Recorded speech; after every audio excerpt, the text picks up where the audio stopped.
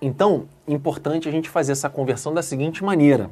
Observem, eu vou te ensinar a passar de rotações por minuto para o tal do Hertz, né? Lembrando que o Hertz, quando eu falo Hertz, é o rotações por segundo, não é isso? Então, rascunhando rapidamente, seria assim, ó, rotações por minuto, olha lá, vai ser igual a tantas, né, alguma coisa, rotações por segundo.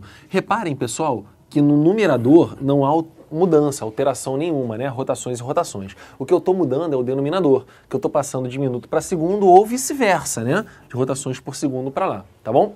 Lembrando o seguinte, gente, um minuto tem quantos segundos? Um minuto não tem 60 segundos? Então, uma rotação por minuto é a mesma coisa que falar 1 sobre 60, né, rotações por segundo. Então, repare que quando eu passo para cá, eu tenho que dividir por 60.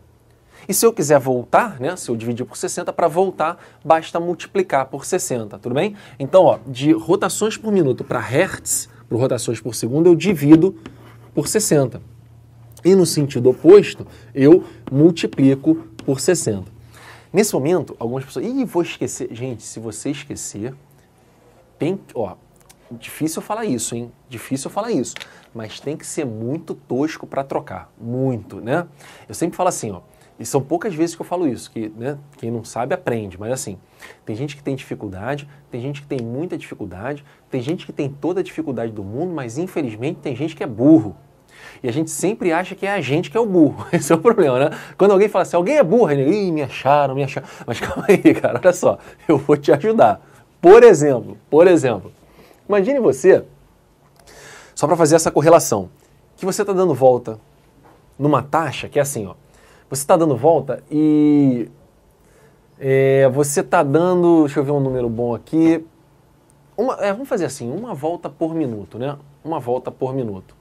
Então, você está dando uma volta por minuto. Então, em um minuto você dá uma volta, tá bom? Então você está tendo uma frequência de vamos botar aqui, não, 60 voltas por minuto, tá? A sua frequência é de 60 RPMs, 60 rotações, 60 voltas em um minuto.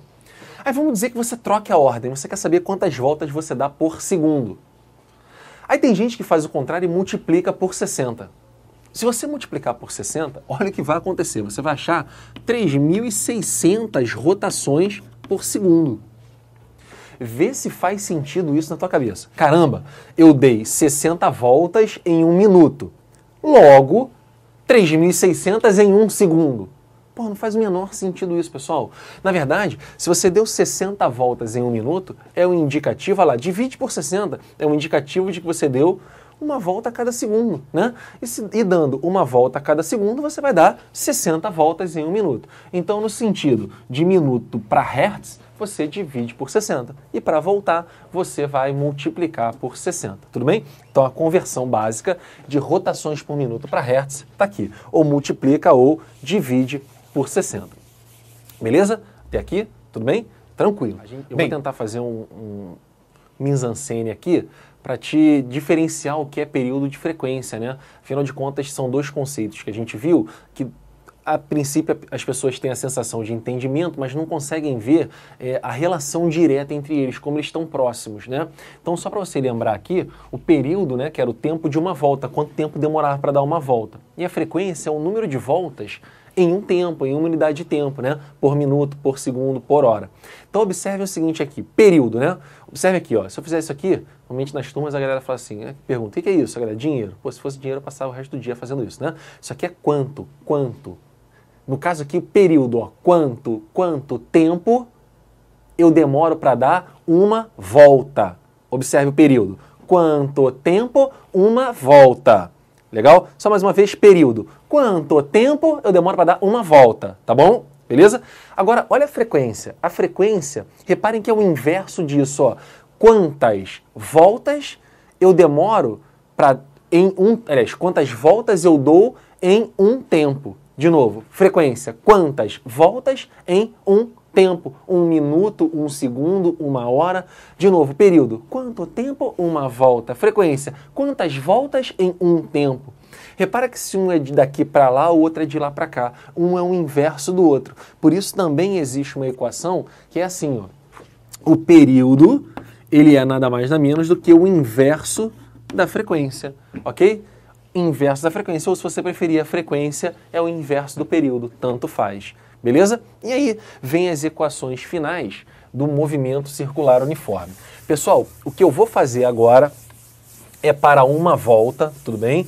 Para uma volta, tem que estar tudo na cabeça, tudo na cachola, e aos pouquinhos, acho que é um desafio para vocês decorar essas fórmulas, mas dá para ter um entendimento, tá? Só você lembrar que a diferença entre o ângulo e o comprimento é que as grandezas de comprimento, de metro, precisam do raio para serem calculadas, enquanto a de ângulo não. Observem que isso é verdade, ó. A gente fala de velocidade de deslocamento sobre tempo, né? É uniforme.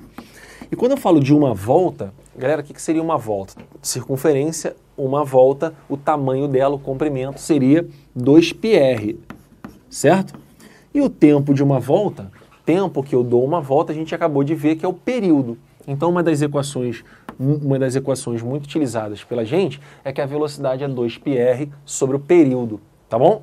Agora, a gente acabou de ver também que o período é o inverso da frequência, ou a frequência é o inverso do período, né? Então, 1 sobre período, 1 sobre t é o f. Então, poderia escrever também que v é igual a 2πrf.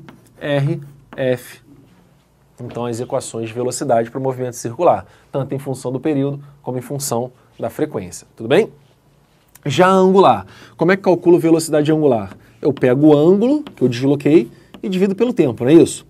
Pensa para uma volta, ó. Para uma volta, quanto em ângulo eu tenho? Ah, em ângulo, uma volta tem 360 graus. Legal.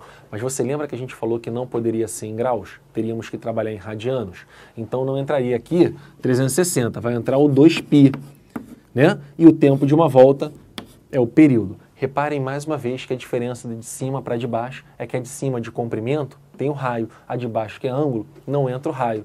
Elas são iguais, uma com raio, outra sem o raio. Repararam? E que 1 sobre período é a frequência. Então nós poderíamos escrever aqui 2πf. A de cima de comprimento tem raio, a de baixo não. Então reparo que as equações de cima, ó, aqui essas duas aqui, são exatamente iguais à de baixo, ó. Isso aqui, ó, né, que é o ômega, por exemplo, colocado raio.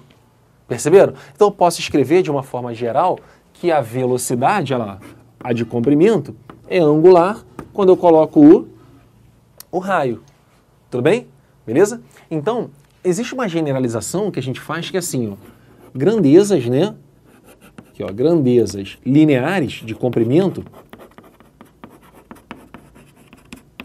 são as grandezas angulares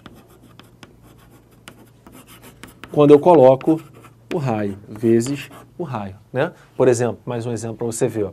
O ΔS, comprimento, não era 2πr? E o de ângulo não é 2π? Então, se eu pegar o de ângulo e colocar o raio, eu chego no de comprimento, né? Então, é a mesma coisa, tá? Então, qualquer grandeza de comprimento é a sua correspondente angular com o raio. Se eu quisesse uma aceleração, nem expliquei isso porque a gente está trabalhando em MCU, né? O uniforme. Mas se fosse MCU-V, movimento circular uniformemente variado, como é que eu acharia a aceleração em função da angular? Sei lá, eu pego a angular e coloco um raio. Então, a aceleração metros por segundo ao quadrado, essa aqui é em radianos. Coloca o raio na angular, você chega na de comprimento, tá? Ah, deslocamento, pega o angular vezes o raio, é o deslocamento. Velocidade, pega a angular vezes o raio, é a velocidade. Sua grandeza, angular vezes o raio, é a de comprimento. Tudo bem? Beleza? Então, moçada, com isso nós fechamos um enorme módulo aí, tá? E nos exercícios completaremos a parte de transmissão de movimento, tudo bem? A ideia central, o escopo central da matéria está aí, tá? Então não deixe de assistir os exercícios para completar, tirar dúvida, né? Dar uma acertada nas arestas, tudo bem? E a parte de transmissão de movimento. Um abraço, gente!